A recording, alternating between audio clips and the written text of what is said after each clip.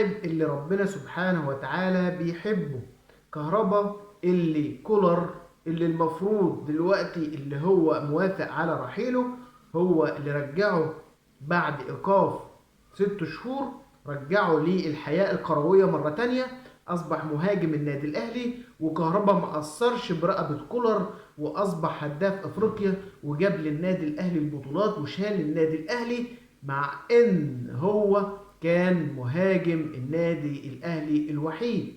لكن الحقيقة في الوقت الحالي كولر مش محتاج كهربا للأسف الشديد، مع إن كهربا عامل حالة حلوة جدا جدا بين كل اللعيبة، كل اللعيبة بتحبه.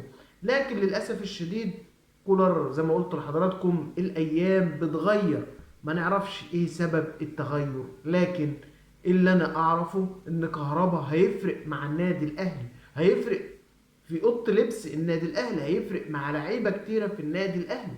كهربا ضحى بحاجات كتير في سبيل انه يكون موجود في النادي الاهلي.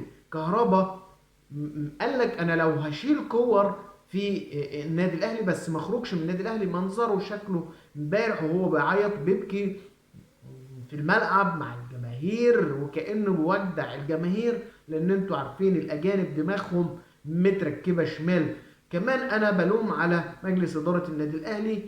المفروض ان كهربا حتى لو كولر مش محتاجه، كهربا يطلع اعاره، لو يطلع اعاره ما يطلعش بيع، لان كهربا خلاص اصبح مرتبط بالنادي الاهلي. كهربا اصبح اسمه مع النادي الاهلي. ما ينفعش ان انا اسيب كهربا بعد اللي حصل، بعد اللي حصل من تضحيات كتيرة لكهربا. ما ينفعش ان انا اسيبه. كهربا رافض ان هو يلعب في اي نادي مصري غير النادي الاهلي. كهربا حاليا بيدور على عروض احتراف خارجية علشان مش حابب يلعب لاي نادي مصري الا النادي الاهلي. كهربا انا بقول لك هترجع وهتاخد مكانتك وهتعتزل في النادي الاهلي، وهيكون لك مكان في النادي الاهلي باذن الله، لان انت ضحيت لاجل النادي الاهلي، ضحيت لاجل الكيان، وربنا يعوضك عن اللي فات يا كهربا.